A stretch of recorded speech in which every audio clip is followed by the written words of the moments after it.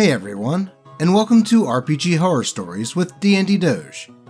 In today's video, we have a story about a player that seems okay at first, but during the course of a months-long campaign, continually gets worse in and out of game, much to the Dungeon Master and other players' chagrin. But before we get into the story, I think we need some kitty wholesomeness to help boost our spirits before diving into the horror.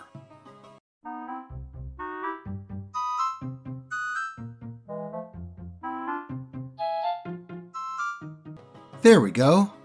And now, let's get into the story. And strap in, it's a bit of a long one. The Succubus Priestess. A tale of promiscuity, nonsensical preaching, and complete illiteracy. By Reddit user, The Singularity Floof. Hi folks, long-time lurker, first-time poster, all that good stuff. I'm here to share the story of a problematic player who was an unfortunate part of my gaming group for several months. They have since departed, but this sub and a healthy dose of crit crab, well, hopefully you have room for some Doge now too, has inspired me to share the tale of our mistakes in hopes that lessons may be learned. A lot of the story's problems stem from my own mistakes and overlooking gigantic red flags, frankly. This story is quite long, so there will be a TLDR at the end for those interested. But without further ado, background. This story makes more sense with some context to back it up.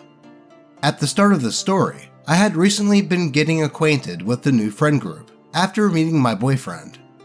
We met through an MMO, and I joined up with his guild. It's a relatively small, 15 to 20 active members group of pretty tight-knit friends, and we have a Discord server where we hang out and play games together. As it turned out, a number of other people in the Discord were into tabletop games, and after getting to know them for a bit, I offered to run a Pathfinder game for some of them. At the time, I still didn't know most of the group super well, so I invited the people I got along with well, and started setting things up. I was pretty excited to be DMing again, after nearly 2 years of being away from it, so I didn't vet people too carefully. That was a big mistake on my part.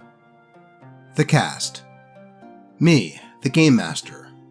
A longtime GM and player, who probably should have seen the red flags a mile away. Game mastering Pathfinder with a fair bit of homebrew, at the behest of 2 of the other players in the group. Priestess. The star of our tale.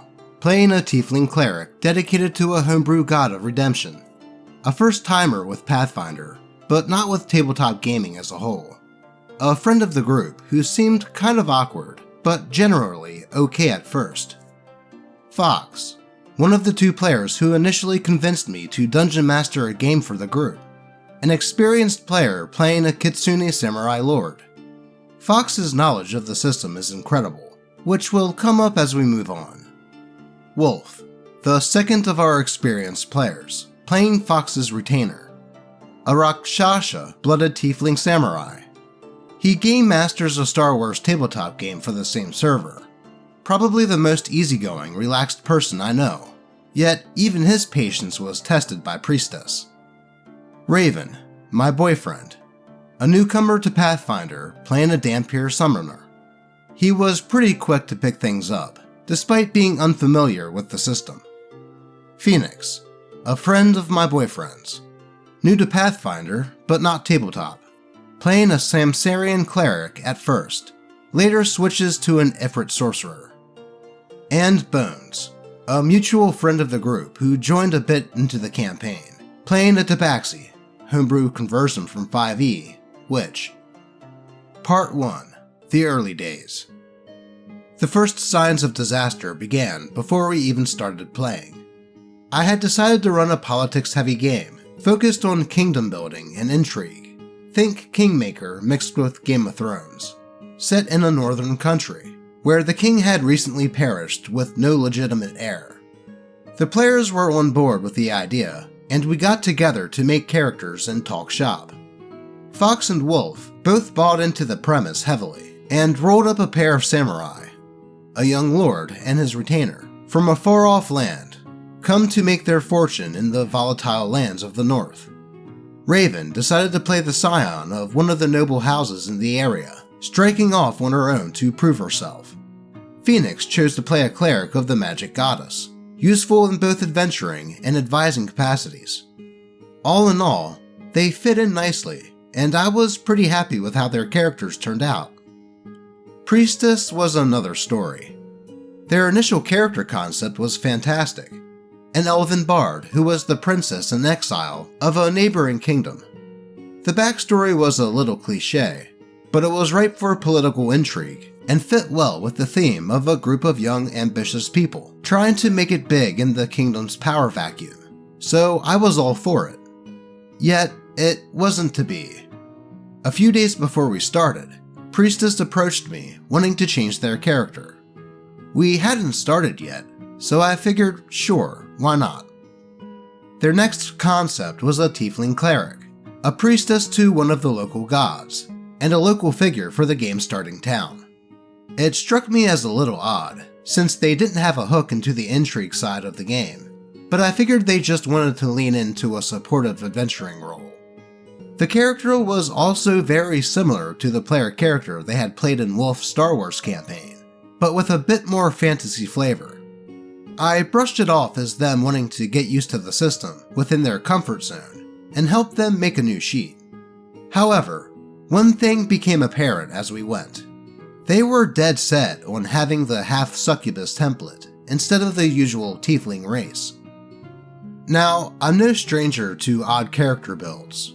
I don't usually shy away from weird ideas, and I'm happy making them work as long as the table is fine with it. I'd also done some homebrew stuff with the other players. Fox and Wolf ran a duo build revolving around Fox shape-changing into a giant fox that Wolf rode into battle, so I was on board with helping Priestess do something unusual. We eventually settled on a solution, allowing him to use the template bonuses in place of point buy stats, as they ended up close in value. But I probably should have taken this as a sign of things to come, given their odd obsession with the template. This was not the only peculiar thing about Priestess's character creation. The other players had all come to the table with relatively focused backstories. Each was concise, but gave them clear motivations and left me some room to play with, using the backstories for plot hooks. Priestess, on the other hand, offered a few vague sentences about, quote, redeeming her past, and, quote, struggling with her inner demons, before writing up page after page of backstory about her parents, neither of whom was alive or relevant to the story. As far as I can tell, the backstory never was finished, and to this day, I couldn't tell you how any of it relates to Priestess. The first session rolls around, and things go pretty well. The party meets up on the roads, sheltering together from a heavy storm, before deciding to travel together to Priestess's home village. Along the way, there was plenty of roleplay and an introductory combat with an owlbear. I was very pleased with how things went, and since the players expressed a desire to continue roleplaying after the session, I made a secondary Discord where they could roleplay and chat about the game. Smooth sailing so far, or so I thought. Well, so far, it sounds like things were going good. Sure, Priestess's first character sounded like it would go well with the theme, and the character he switched to didn't as much, but it sounds like everyone fit in well and enjoyed role-playing together. But as we know how these stories go, we know that we are in for some stuff to go downhill. So, let's continue. Part 2. Roll to Proselytize. Our Priestess problem started to rear its head in the second session. The group busied themselves doing favors for the town to gain an audience with the local lord, as low-level adventurers are wont to do. However, I began to notice a pattern. Priestess would only really do two things. The first was to make lewd jokes. Now, this normally isn't a huge problem. Everyone at the table is an adult, have similar senses of humor, and generally don't mind the occasional raunchy joke. However, it quickly became apparent that Priestess would turn this into 90% of their character dialogue, with the justification of being a half-succubus. On top of the jokes, They also played their character as extremely promiscuous, which was uncomfortable, to say the least, especially considering the player in question was a grown man in his mid-20s. By the end of the second session, it had gotten very old very quickly. I told them to tone it back after the session, and they agreed.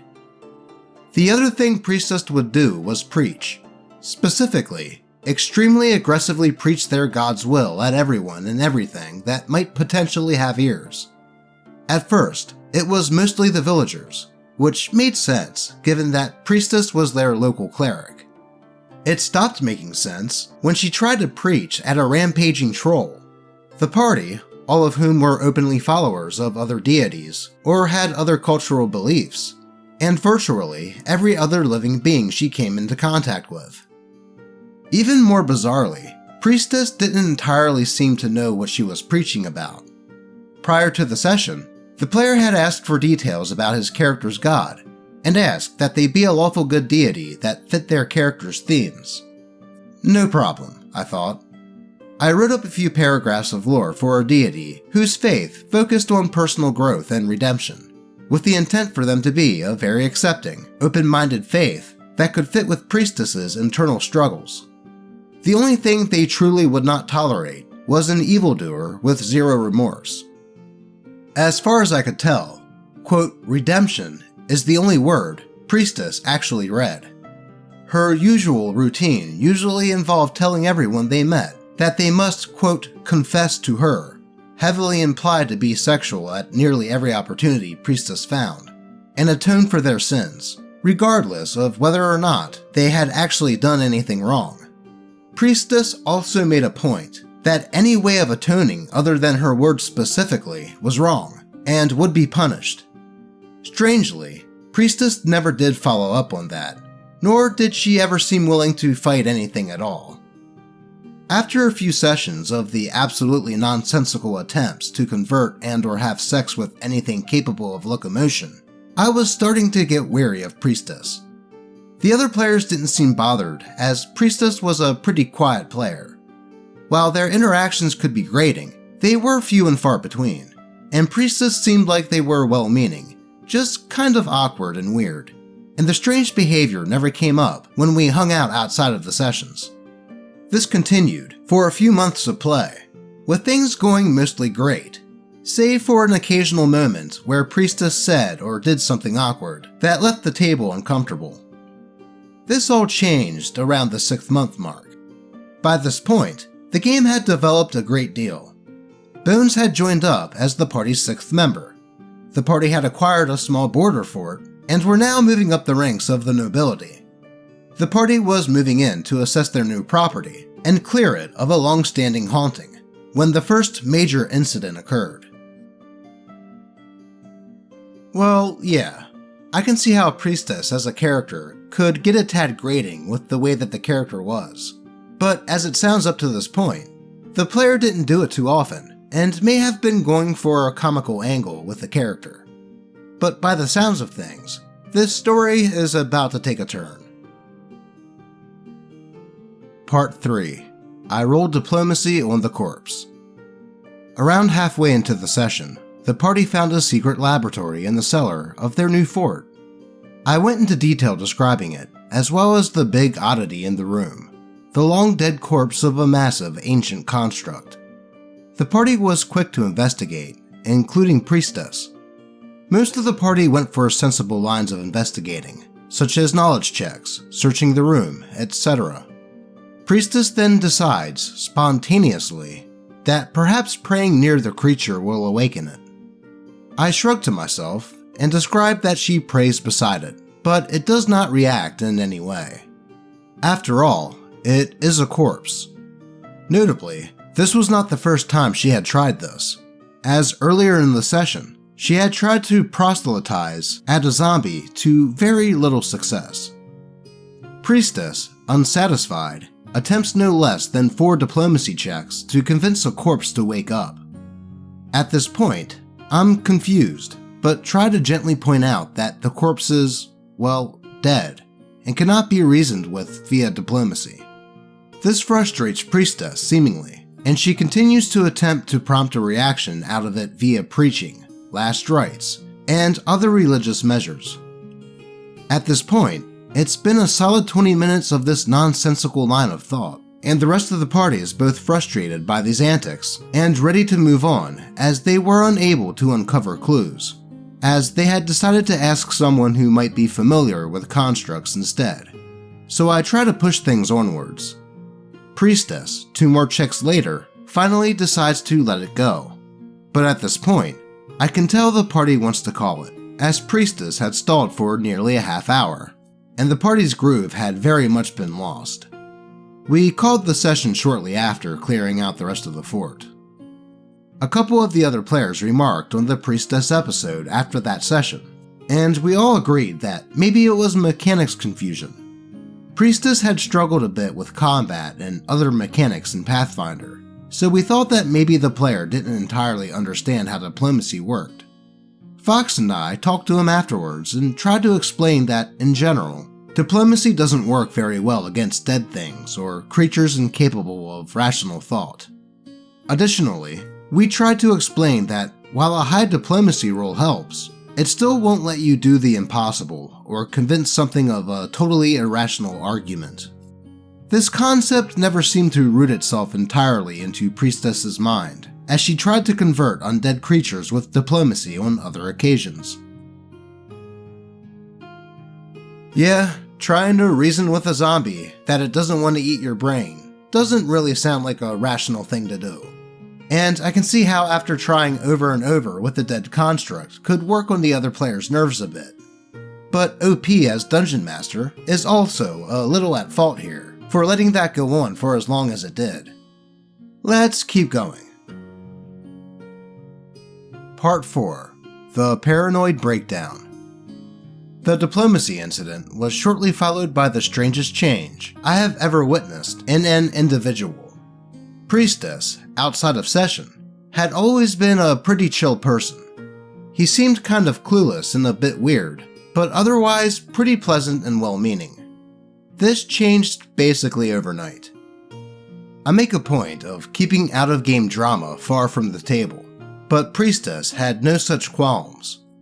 For context, the MMO group we were part of had been growing rapidly and eventually split based on different opinions on how an MMO guild should be run.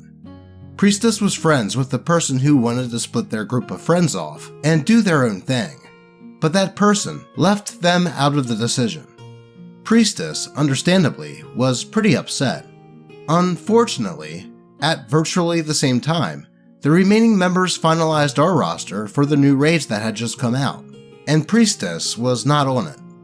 This further agitated him, as quickly became apparent, although we'd simply picked someone else based on being a better fit for the roster. Given how MMO drama, friends being shitty people, and being excluded by people you care about all suck, we all tried to be supportive of Priestess whenever we hung out or had a session. However, Priestess began acting unimaginably paranoid. He became extremely quick to accuse people of acting behind his back, trying to exclude him from activities, or bad-mouthing him. At first, we figured this kind of behavior was just an awkward guy trying to cope with a shitty circumstance. We consoled him as much as we could, and had hoped it would blow over. After all, Priestess had been an otherwise pretty nice guy before all this. Maybe it was just a rough patch. Spoiler alert, it definitely wasn't. Part 5. Public Indecency and Other Highlights. Over the next few months, Priestess became steadily more frustrated to deal with. The previous annoyances of their character had become more pronounced, and their out-of-character behavior was getting worse. Despite our attempts to be comforting and help him through his issues, he continued to lash out, give an empty apology, and then lash out again. This led to a long list of incidents over the next few months of the campaign. In an effort to keep this story from being ludicrously long, I'll just include some of the highlights. These include complaining on multiple occasions that his character was, quote, useless, or, quote, didn't do anything in combat. Fox and I tried to explain on many occasions that clerics are a typically supportive class, and showed him some spells that might help. We also suggested helping him rework his character to a class he might like better and fit his character stats more. Priestest, pointedly, did not take any of those suggestions. Priestess's anxiety over being useful in combat apparently was strong enough to cause him to lash out at other players for doing their jobs. On multiple occasions, he complained that Fox's samurai did too much damage, and at one point, grew despondent and huffy over Phoenix healing the party in combat. Priestess would categorically refuse to look anything up himself. Despite the whole party's numerous attempts to help teach him the system, Priestess refused to spend any time reading the Pathfinder wiki or searching up easily found answers to some of his questions, even after we showed him the resources. Priestess would also constantly complain that we never helped him, even though we sat down and walked him through everything. On multiple occasions, Priestess left a session with no explanation. During the climatic dungeon crawl of the biggest arc of the campaign, he disappeared for an entire session without a word. Priestess had a habit of making enemies in character, then whining that nobody liked Priestess very much. Some notable incidents include incinerating Bone's undead familiar after being warned that channeling positive energy to hurt undead would kill them, then refusing to admit it and trying to blame Phoenix instead. Repeatedly trying to antagonize Fox's character over the death of Wolf's first character, blaming him for everything that went wrong, and accusing him of being an awful person who ignored the common folk, while he was helping the same common folk. The reasoning? Fox's character would not sleep with Priestess. Approaching Raven's character after she had lost her title, in an attempt to gaslight her into believing Priestess was the only one she could trust, despite trying to manipulate her constantly. Between sessions, the party would often post in the roleplay server. Priestess thought it would be a brilliant idea to post a 3-paragraph description of how they were succumbing to their urges, and needed someone right that instant. It was borderline erotic roleplay in the public chat of a server where everything else had been kept PG-13. Needless to say, the post was taken down, and I informed Priestess that that sort of content was very inappropriate for the roleplay chat. It didn't happen again, but I suspect from his responses, he never understood why that wasn't cool, especially unsolicited. Needless to say, between the increasing paranoia, in and out of game misbehavior, and the uncomfortable roleplay, the whole group was getting very tired of dealing with Priestess. We had tried our best to be accommodating during a rough patch, but almost 4 months later, nothing was improving. At this point, the sole reason we kept him around was fear that it would cause drama to bleed into the larger group, but something had to give. Now, I've never really gotten to MMORPGs, aside from Star Wars Old Republic back in 2011 with my college mates, and dipping my toe into Final Fantasy XIV a little bit. But I have never been part of a guild, so I can't really speak to the splitting things up into 2 different groups. But from what I gather, this was the catalyst for Priestess to ramp things up, to the point of being passive-aggressive to the Pathfinder group, and not to mention being creepy in the chat of their roleplay server. But with that said, let's see how this whole thing wraps up. Part 6. The Crusade. As we concluded the second major arc of the campaign, I decided it would be a good time to try to talk to everyone privately, and have a talk about what was going well with the campaign, and what wasn't. The group agreed that Priestess was an issue, and things were starting to get tense with the continued behavior, both in and out of session. I decided at that point that I was going to give Priestess one more chance. I took him aside between sessions and laid out the party's issues in plain English. I told him that the constant complaining and paranoia were frustrating, that the in-character issues were causing parts of the party to stop wanting to play, and that I wanted to give him a couple weeks to work on it together. Otherwise, I'd need to ask him to leave the game. Surprisingly, he took it decently well and agreed. I tried to help him with his character again. I suggested some good spells, some class changes, and even some homebrew options, though he instead demanded that I make an entirely new class to fit his preferences, so that went without much success. And the issues continued. He continued to start trouble in character, and continued to complain during combat.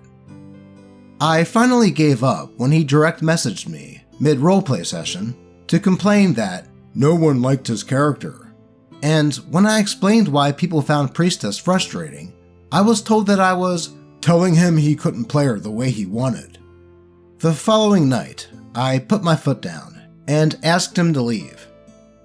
He did not take that well, and promptly demanded that I find him a new campaign before I could ask him to leave this one. As one might expect, I did not do that. I told him something that I should have months before. He needed to learn to do some things on his own. I wasn't happy to kick him from the campaign, but we'd all had enough. Priestess immediately went on what the group has since dubbed the Crusade, prodding every single member of the group and trying to get them to say exactly who wanted him gone and why they hated him, complaining that I was an unfair dungeon master and didn't have a right to kick him from the group, and trying to get them to allow him back in. Nobody bit the bullet, but it was even enough to finally snap Wolf's patience, who had been the only member of the group who wanted to give him another chance. Epilogue. It's been a few months since Priestest left the game. Surprisingly, he's still kicking around the MMO Discord due to being friends with a few of the admins. We haven't talked much beyond a few awkward interactions since then. Our game, meanwhile, is still going strong, and we've been having a blast. We've invited a new player who's been great fun, and the game is better all around. Still, I end up thinking about Priestess a fair bit. I honestly feel pretty bad for him, as losing your place at an RPG table really sucks, but there's only so much people can take. I wish I could have done things better and nipped the issues in the bud much sooner, but you live and you learn. TLDR. Player plays an obnoxious succubus priestess who tries to have sex with and convert everything in sight, brings out-of-game drama to the table, and demands that we find him a new game once finally given the boot. Man, it sounds like they gave Priestess as many chances to change as one could possibly get, and when he didn't change one iota, was finally given the boot. Then to demand that OP find him a new game before he leaves? That's a wishing in one hand and shitting in the other, and seeing which one fills up first situation if I've ever heard one. Like OP said, perhaps if they talked to Priestess about all this behavior way before they did, then maybe things could have been different. Communication is key in any tabletop RPG, and OP and the rest of the party holding their tongues probably made things a bit worse. But like OP said, live and learn.